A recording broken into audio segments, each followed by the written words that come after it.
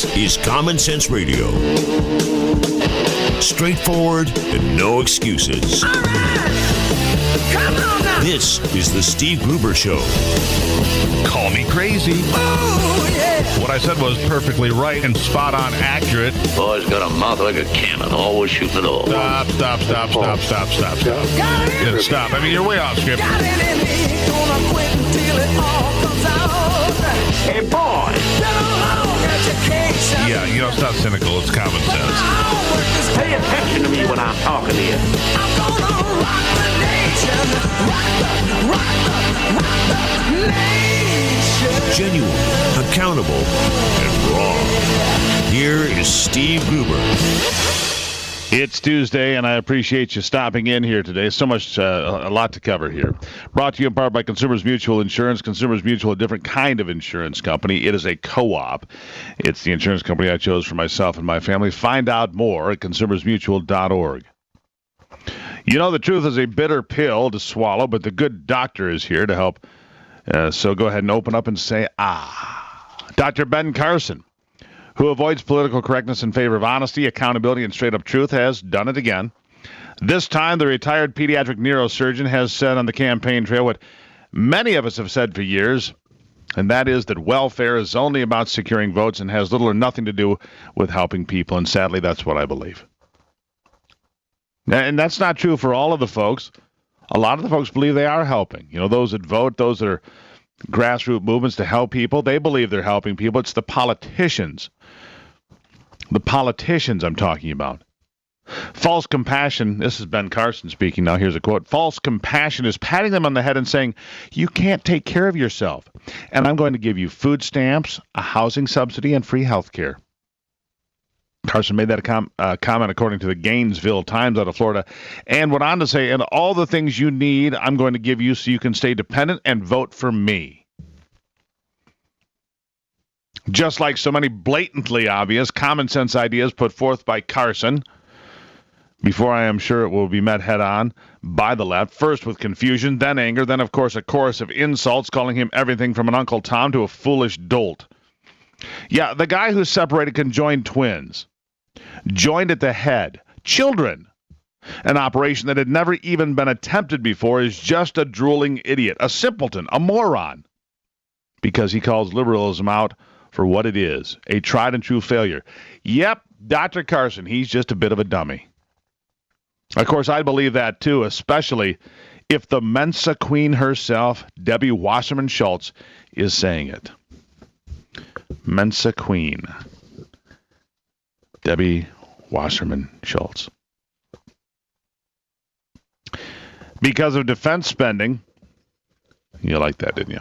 Because of defense spending, the United States Navy will no longer have an aircraft carrier in the Middle East. Can't afford it. The U.S. military, which is smaller today than it was on September 9th, 2001, has had to contend with cuts amounting to $180 billion over the last 4 years, and there is no relief in sight. In fact, President Obama is preparing to veto a bipartisan bill that would increase the national defense budget by 6%, and all because he's upset that it wouldn't increase non-defense spending by the same amount. That's right, playing political games with national security. That's what he's doing. Yeah, that's exactly what's happening.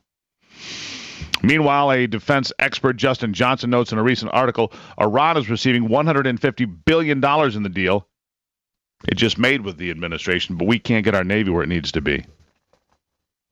But as you heard the president say on 60 Minutes, he's leading the fight. He's leading the fight on global climate change, at least. And that's much more pressing as Vladimir Putin laughs all the way to his new military bases in Syria and soon military bases in other places around the Middle East, because why wouldn't he? Why wouldn't he? There's nothing standing in his way. There's no reason not to go after exactly what he wants, so why not? Why not? And speaking of militarization, here's something for you to consider. Here's something for you to consider. The state of Montana is taking on the federal government and pushing back against this militarization of local police departments. Yep, they're saying no more. We don't need this. We don't need our police looking like SWAT teams on every street corner. So Montana, that state, is pushing back. A recent article from the 10th Amendment Center covered a move by the state which will diminish the influence of federal programs aimed at enlarging the powers of local police. Listen to this. Introduced by State Representative Nicholas Schwaderer, a Republican from Superior, Montana, House Bill 330, HB 330, bans state or local law enforcement from receiving significant classes of military equipment from the Pentagon's 1033 program. It passed by a 46-1 vote in the state Senate and by a 79-20 vote in the state House. Governor Steve Bullock signed the bill into law in April. The new law will essentially prevent all state or local law enforcement from, quote, receiving armored drones, weaponized, or both aircraft that are combat configured or combat coded, grenades or similar explosives, and grenade launchers, silencers, and any other unnecessary tools left in excess from federal military surplus programs.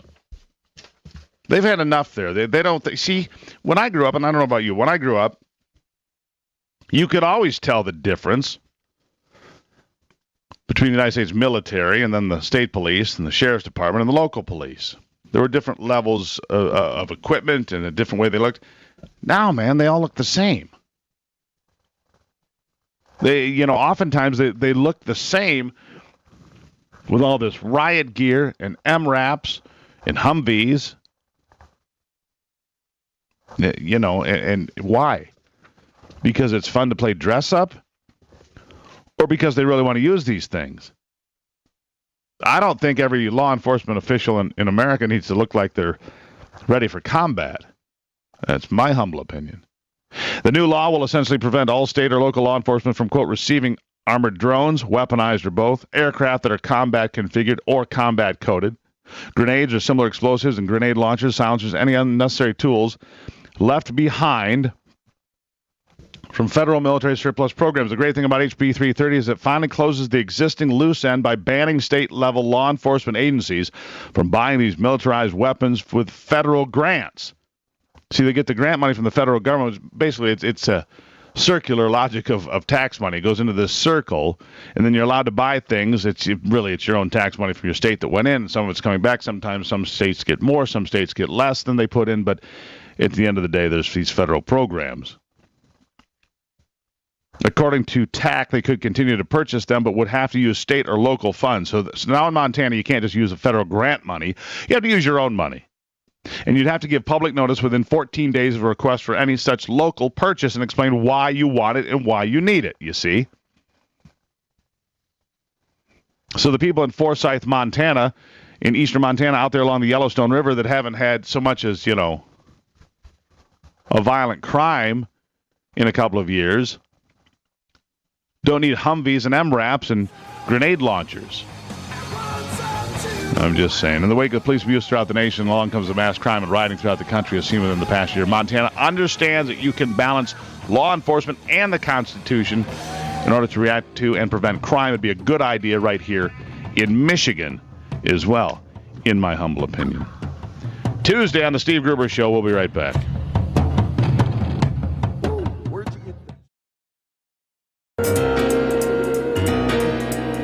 Keeping you in touch with Michigan and the world.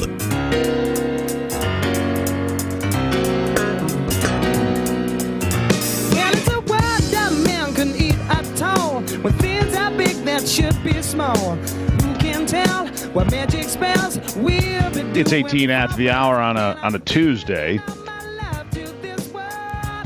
And, I was looking back at some different crimes here, and I've had people ask me, what about this school shooting thing and this mass killing? And I dated it back to 1966 in the University of Texas clock tower. And I think 17 people died that day. It was just a strange thing, and it was, killing for the sake of killing random people for the sake of killing random people. And yet it seems to me that it's become, I don't know. Are people desensitized? We talk about a variety of things. Is it the emotions that they have because they're coming from broken families? Is it because of the psychotropic drugs that they're on? Or is it what they're exposed to? Our next guest, Liz Peek, a regular contributor here to the program, says it might be desensitizing these young people because they see so many violent images on television, on games, and elsewhere. Liz, welcome back to the program. Good morning. So nice to be with you. So, all right. So, I mean, when we were younger, we didn't see violence on TV. In fact, when violence came on TV, my mother would send us out of the room. We didn't get to just sit and watch it. Today on cable television, if you said, if your kid's home in the middle of the day, my daughter's sick today, if she stayed home today and I wasn't here, she could watch Law and Order reruns all day with all sorts of violence and unspeakable acts. It wouldn't even have been allowed at 8 o'clock at night in 1975. So things have certainly changed. Things have changed, and actually studies have shown that you can almost not find a successful movie these days or a successful TV show that does not involve a certain amount of gore. And what used to be considered, as you point out, violent, unacceptable to children, now, if you look at what passes PG standards, it's any kind of violence you can imagine. And I think, so what difference does it make? The answer is just what you said. Kids, people are becoming desensitized to terrific acts of violence that historically we know are associated with pushing at-risk kids further down that road towards violence. Of course, TV and movies are terrible, but the worst things are these video games where you're not just watching people being strangled, shot, eviscerated, whatever, you're participating in it. And I think... An active participant. Yeah, you're actively participating. And so imagine sort of how that feeds on a kid that already is sort of loosely wired, let's say, and who sort of becomes more and more sort of caught up in that world of virtual violence. And the problem is, it used to be that it was really sort of idiotic-looking pictures and graphics and, nothing realistic about it. If you look at the stuff that's available now, these are real scenes that these kids are participating in. We know this has an impact. We know that this deadens their senses to what it really is like to rape and pillage. And the problem is it sells. I mean, one of these terrible video games, Grand Theft Auto, came out with its newest edition, and it sold $1 billion worth of games in 3 days. I mean, how do you convince that studio head or game head to stand down on this when it's obviously such an enormous moneymaker? You can't do it. Well, certainly. And the article that you wrote for the Fiscal Times here, you wrote about Bobby Franks, killed in 1924 by two wealthy college students. It was called the crime of the century at the time because, wow, the joy of killing for fun was a novelty. And today, these random killings happen all the time. I mean, drive-by shootings themselves, with no connection to the victim oftentimes. Just random, pull the trigger, let's just do it for fun. Let's just shoot people for fun. I mean, the mentality is... it's pretty horrifying, and it starts horrifying. Earlier and earlier. Younger and younger kids are getting caught up in this. The Leopold and Loeb murder, which I cited, is sort of interesting, right? Because it kind of does make you sit back on your heels and say, wait a minute, this is something I heard about growing up. It's a very, very famous event in our country's history. Everyone's heard of Leopold and Loeb. Why? Just because they killed someone for the sheer joy of doing it. Now, that happens all too frequently. I mean, there have been, a lot of people have not followed this, and the media hasn't really followed this, maybe, taking the best shot at it because they don't want this to become a real sort of cult happening. But there have been around the country over the last year and a half 7 or 8 situations where kids, I say, young people, will order a pizza, and when the guy comes, they just basically murder him. And, this hasn't really gotten, as I say, much media attention. But again, this is such a sick activity. Obviously, all these are sick activities, but it really frightens me that this almost now is so routine, we're not even hearing about it. On the other side of it, though, I asked some people this week, where do you think America is as far as being a violent country? As far as murder rates and so forth. Oh, it must be like top 5, top 10, people say. Actually, it's not even in the top 60%. violent countries. So I think part of what we're getting is return on our investment of telling people how bad America is all the time and how violent and terrible it is. I think this is part of the payback for misleading people about violence and gun culture, and you'd think it was the Wild West all the time. It's really not.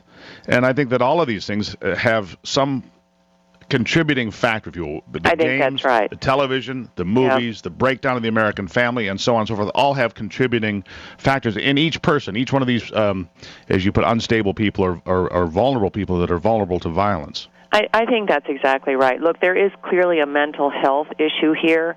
I'm not a mental health professional, so I can't really speak to this, but it does seem to me that we live in a culture now where if someone behaves strangely, it's politically incorrect to call them out or to sort of point out that their behavior is abnormal, because we're supposed to be embracing all kinds of abnormal behavior, right? Diversity, that's right, and all that stuff. And I do think that that's true. So if there's a kid in your classroom who's kind of weird, in the old days, he'd be subjected to bullying or whatever, and everyone would say, yeah, it's a weird kid. Now, it's like, oh, no, that's his own sort of thing. And then it turns out, 10 years later, he shoots somebody. I do think there's a lot of things here that contribute to this, but I think sadly, it comes down to parents and families watching their kids.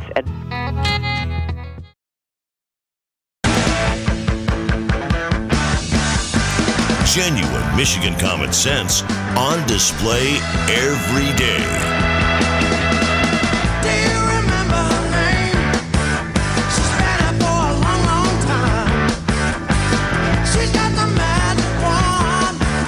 Tuesday on the Steve Gruber Show. Welcome back to it, my friends. If you want to get involved with the program, 888-900-9966. SteveGruber.com. You can check out, what's going on in our world as well. And you can find the podcast, for example. So if you miss an interview or want to hear more of it, go to SteveGruber.com, click on the podcast, powered by Podbean. And there you go. Also, you can click the Listen Live button, take us right to work, so you wouldn't miss a thing. You wouldn't miss, for example, Shemane Nugent. You wouldn't miss that opportunity because you would take it right into work with you. Click the Listen Live button, and there you are. Shemane Nugent, our next guest, married to a guy you've heard of, Ted Nugent, for a long time. I've known Shemane and Ted for many years, and Shemane has a brand new book out. She writes a lot. She's involved with a lot of things. Fitness, one of those things. Shemane, welcome back to the program. Hey, thanks for having me, Steve. Glad to have you. How you doing? I'm doing great. And how are you doing? And we're doing really well. I got to be honest. Good. The show's doing great, and we're having a good time. Of course, it's fall, so you guys get to spend a lot of time in the woods, as do we.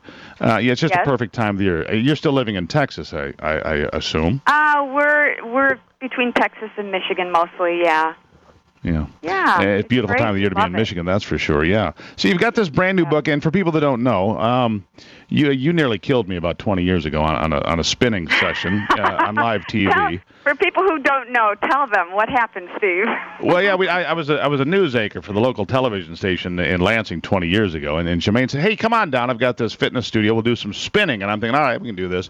And I'm in there, and I'm with these girls, and I'm not going to let them win, of course. I'm not going to give up easily. And you spun me right just about to death on live television. Now, I kept up to it for the most part, but I was pretty spent when it was over. You did well. You did really good. So obviously, lifestyle, health, fitness, well-being have been a focus of your life, well, as long as I've known you. And with the new book here, that's not going to change. The new book, 4 Minutes a Day, Rock and Roll Your Way to Happy. Tell us about this book and why you decided to write it. Well, you know what happened to us. Our house that was once on MTV Cribs, we found to be contaminated with black mold between the walls. We never actually saw anything, but I just kept getting sicker and sicker, to the point where I was diagnosed with having pre-emphysema, and I don't smoke. So eventually we destroyed the house, and we left with nothing. None of Ted's guitar memorabilia, none of our son Rocco's baby pictures, nothing. And we started over in Texas. And a lot of things happened where I regained my health using holistic remedies like vitamin IVs and infrared sauna. And I wanted to talk about that. And what happened was I was going to write an entirely different book called 50 is the New 30. And I started on that when I was 48 years old. And it just wasn't coming. And, life gets in the way. You know how that goes. And so one night, I said my prayers, and I just asked for guidance, and so that the words of the book would flow out of me so that I could help other people, not just with what happened to me, but to live happier, healthier lives. And the next morning, all I can say is that I woke up with this message, and I've never had divine inspiration. I've never had God tell me to do something so distinctly as this time. And he told me that the name of the book was this 4 minutes a day, rock and roll your way to happy. And then I remember thinking, wow, this is even better than 50 is the new 30 because it can pertain to everybody. And then I got this message that I should write the book in 3 days. And I thought, well, who can do anything in 3 days? And then I realized that day was Good Friday. So I literally announced to Ted and announced to the world, basically through social media, that I would write the book in 3 days. And I did, Steve. It just flowed out of me. And that's pretty incredible. That's why I wanted to share this. Yeah, if you look at the calendar, it says Good Friday. What can be done in 3 days? Well, you can change the world, apparently, in 3 days. Yeah. Yep, and that's what I hope this book will do. I honestly, sincerely want to help people get happier and healthier. I get high off of helping people. That's my fix. Well, there's nothing wrong with that, And let's be honest, you guys live a very active lifestyle. You live a very active lifestyle. But tell me about this 3 days, this process. Did you sequester yourself? Did you lock yourself in a room? What did you do? I did. I announced to Ted that I'm going to lock myself in the office and write for 3 days, which meant don't ask me what's for dinner. And I did, and I got to tell you, the words just flowed out of me. It took me 3 days to write it, but over a year to get it published. And I wound up doing that, so I appreciate you having me on here, Steve, because I am self-publishing this book, meaning I'm paying to have it published. I went to some traditional publishers and literary agents who wanted to change the title, wanted to change the words in the book, and I held my guns. I just wanted to stick to what was given to me. So I am self-publishing it. It will be available through Amazon.com on November 10th. So I hope that you and all your listeners will be able to go snag a copy of 4 minutes a day, rock and roll your way to happy on November 10th. No, I have good news, though, Shemane. What? Well, if you self-publish, you get to keep a lot more of the money for yourself. See, so there's good news here. You get to keep all the money to home where it belongs. Yes, I realize that. But honestly, again, my mission is to get this in as many people's hands as possible. Like, just for example, this morning, an acquaintance messaged me on Facebook and said that they thought that they had mold in their house, and they had a lot of symptoms that I talked about. I do Periscopes every single day. So anybody who is out there listening to Periscope or watching Periscope, I did a Periscope about what happened to us and some of the symptoms, and it's resonating with people. People are thinking, sure. Wow, if I just moved into a new home or office and I'm suddenly getting cold or flu-like symptoms, there's a reason for that. Yeah. We're on the line with Shemane Nugent this morning. We're on the line with Shemane Nugent, Ted Nugent's wife. You've seen her for years, and she's been involved with writing other books with Ted, and she's the co-host on Spirit of the Wild, the award-winning program on Outdoor Channel that has won a fan favorite about 25 years in a row or something like that. I know because I'm there every year in Vegas to watch them accept their award, and it's kind of a... Hey, can I ask you something off topic? If I'm not mistaken, I believe your husband cut his hair. He did. What do you mean? Yes, you knew about that. He did cut his hair. And I'll tell you what happened. A lot of people were saying, did Ted cut his hair so he can run for president? No. The honest truth was Ted was out hunting. We were at our house in Texas, and his ponytail literally got stuck in a branch, and he yanked and yanked and yanked and was all frustrated. He walked in the house and said, call your hairdresser and have her come over here. I want to cut this off. Well, then there it is, see? True life story. Yep. That's good stuff. All right, so the book, 4 minutes a day, rock and roll your way to happy, by Shemane Nugent, comes out on November the 10th. And it's just a way to be happy, healthy, prosperous, and pursue your dreams. I mean, Shemane overcame a life-threatening illness to write this book, so congratulations. I'll give you 15 seconds for the last word, Shemane. Well, if anybody wants more information or to follow the progress, follow me on Periscope. I talk daily about healthy living tips that can change your life. but also at my website, ShemaneNugent.rocks, ROCKS. How cool is that? That's a neat That website, is pretty cool. And you sound great, and the book looks great, and I wish you the very best with this. Thank and I'm you. sure it'll be a rounding success. Shemane Nugent, everybody, thank you so much. Thanks for having me, Steve. There you have it, everybody. Shemane Nugent here on the Steve Gruber Show. And again, this is one of the things you can go back to on SteveGruber.com. Check out the podcast, powered by Podbean. And you can go back and listen to the whole interview and anything you want to find out. Shemane Nugent. She is always a pleasure, always a big smile on her face. We love her here. We'll be right back. Getting your day started with news from around the state and around the world. Common Sense Radio. This is the Steve Gruber Show. Playing pipes, hard labor. Welcome back to it. Well, I was born in a boomer. Yeah, we're going to change. We're going to change gears here. Back to one of my favorite topics: energy. We talk a lot about it here, energy, and the American energy renaissance, which has been led in large part by fracking. Fracking, of course, gets a lot of bad press from environmentalists. But the question is it really deserved, or is it overblown? It seems that anything that is a positive force for capitalism and free markets is usually the target of environmental groups. But in this particular case, we have a guest who says there is a green side, a big, bright, healthy green side to fracking. Josiah Neeley here, senior fellow at the Texas director for the R Street Institute. Josiah, welcome to the program. Thanks for having me. Glad to have you here. All right, so I think that fracking is a wonderful thing that has produced cheaper gasoline prices, cheaper natural gas prices, cheaper propane prices, a boom to the economy. I mean, a year and a half ago, gas was over $4 a gallon in Michigan. Today, it's about $2.35, $2.40. Yeah, that's a tremendous amount of savings to every family in the state, and this occurs across the country. It's a big deal. Yeah, absolutely. And I think people know it's in the public consciousness the economic benefits that fracking has had in terms of jobs, the economy, gas prices, etc.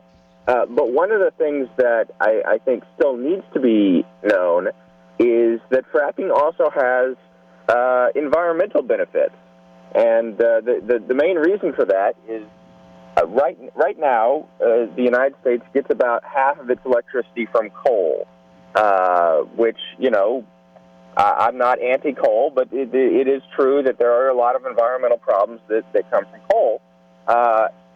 Over the last few years, because of the fracking boom and all the cheap natural gas that we've had, we've seen a move away from coal to natural gas, so that, just to take a big example, CO2 emissions are now at the lowest level in the United States in 20 years. And that's not because of anything that the federal government has been doing. That's been because the market-driven fracking boom. Right, the market-driven fracking boom, not because it was mandated or directed. Here in Michigan, we're going to be sitting in the dark part of next year because we're closing 9 coal plants, and the fuel density of what we have to replace it. Oh, wait, we didn't plan on replacing it. Oh, yeah, we have windmills and solar panels. It'll never fill up the gap, but so be it. We're moving toward natural gas here in Michigan. We have a lot of it, which is good news. And you think that there's also you talk about the reduction in so-called greenhouse gases, which we can debate one way or the other, but if it's working, it's working. Natural gas is the friend of global warming, and yet the environmentalists still attack fracking. They can't help themselves. It's a genetic predisposition to attack anything American or capitalist, I believe. I think that in some cases that's clearly right. If you look at Bill McKibben, for example, is a famous environmentalist. His view is the only way you can deal with the environmental problems is to have less economic growth and less people. And I would also just say, leave aside the climate change issue for now, because it's a controversial thing. Natural gas also burns cleaner if you're talking about traditional pollutants, particulates, volatile compounds, whatever. There you're talking about 2-3% of what you have in coal. So even if you're just looking at from a traditional environmental air quality perspective, fracking is a large benefit. not because of government, but because of the free market and technological innovation, we've seen this move away from coal and towards natural gas. Yeah, the thing is, though, I don't believe for a second that the environmental groups are going to get on board with the truth, because the truth is, it's the antithesis of, of what they're trying to deliver, which is basically anything that is done in this same speech, Josiah, and we're on the line with Josiah Neeley, the Texas director of R Street Institute.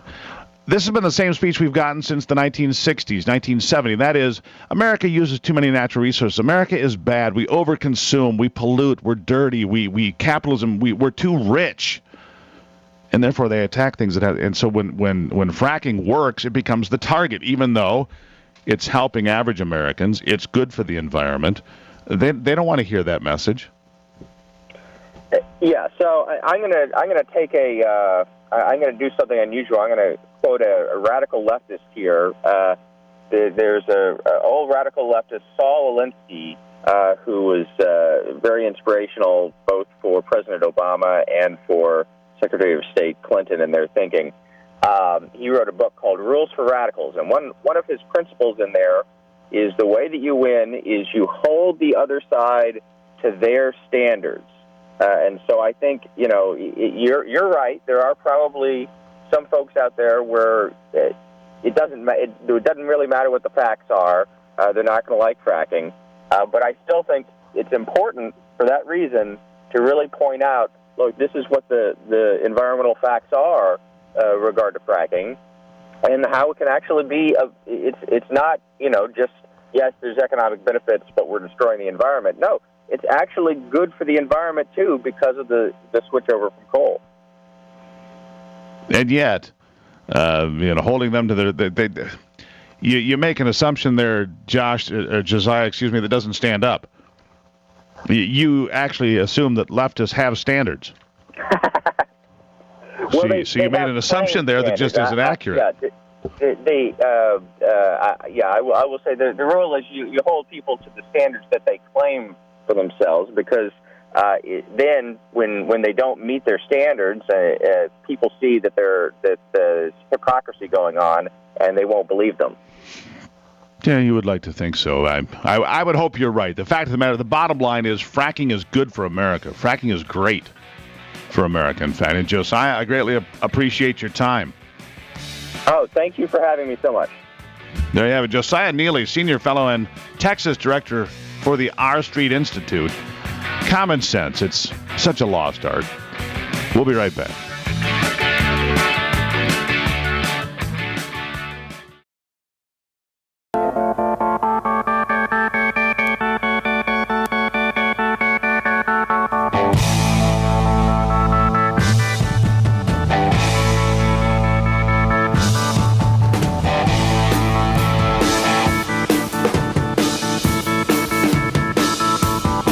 Here's a little bit of startling news that'll change the way you think about the world, potentially. And